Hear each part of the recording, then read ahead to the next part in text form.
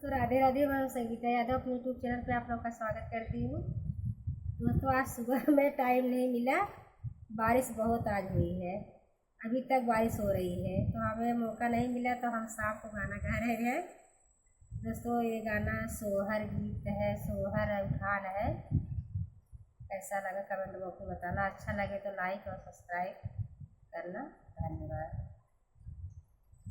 अंगन लगाए हम तुलसी होत तुलसी, बड़ी हरियर होत तुलसी, बड़ी हरियर हो।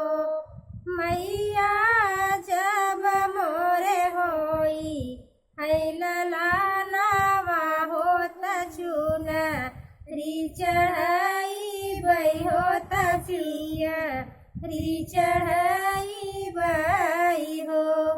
सासु मोरी बोली लई न पाई हो ननद, उठी बोलई हो ननद, उठी बोलाई हो।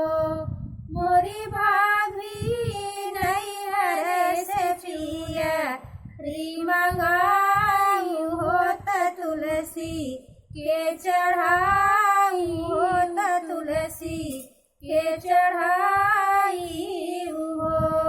ननद बचना सुरी भाभी हो सुनत, नहीं पाई हो सुनाओ, नहीं पाई हो। मोरी सखिया 8 महीना नवला ललना, जनम लिए है लाला, ना जनम लिए हो। मोरे नाऊ आइया के खबरी भेजाओ हो खयरिया, लेके आई हो पियरिया, लेके आई हो। मोरे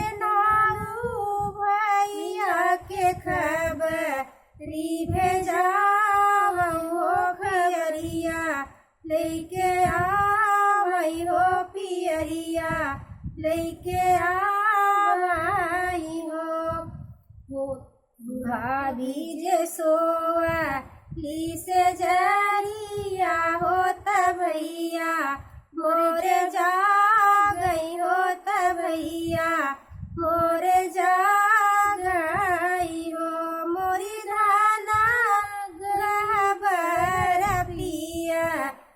रंगायु हो बहिनिया, लैके जाबई हो बहिनिया, लैके जाबई हो। चुनरी रंगाई भैया लाए हो बहिना, घरवा उतारे हो बहिना, द्वारे उतारे हो। मोरी सखिया झपटी के पाहू चे अंगनावा हो बहिनिया, यहाँ से बोले हो बहिनी, यहाँ से बोले हो। कहाँ से लाऊ बहिनी तुलसी होत तुलसी, बड़ी हरियर होत तुलसी, बड़ी हरियर हो। मोरी बहिनी कहाँ जे पा ललनावा हो ललनावा, बड़ा सुंदर हो ललनावा, बड़ा सुंदर हो। नैहर से पाए भैया तुलसी होत तुलसी, बड़ी हरियर हो के तुलसी, बड़ी हरियर हो।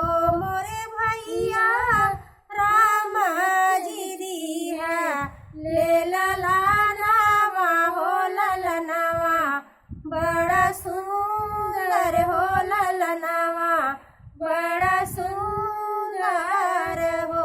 मोरे भैया राम जी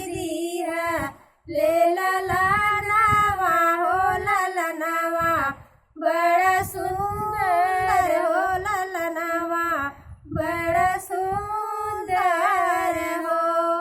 अंगन लगाए हम तुलसी होत तुलसी बड़ी हरियर होत तुलसी बड़ी हरियर हो। मोरी मैया जब मोरे होई है ललानावा होत चुनरी चढ़ाई बै होत पिया चढ़ाई